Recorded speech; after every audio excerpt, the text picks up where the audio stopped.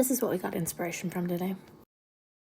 Just start by doing some black outlining, just like that, and then do it on the other side. Blacking out the eyes, I'm gonna do like a smoky glitter eyeshadow. So I'm just gonna start with some black and smoke out that.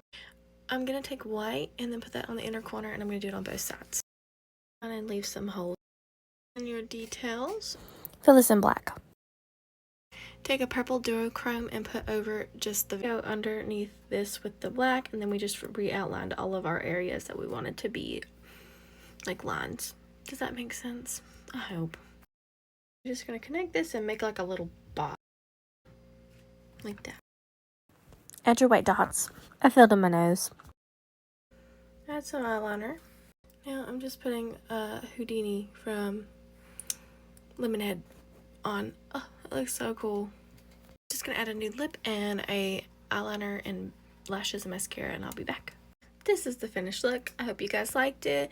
I love that glitter. Ah, oh, so pretty. Thanks for watching.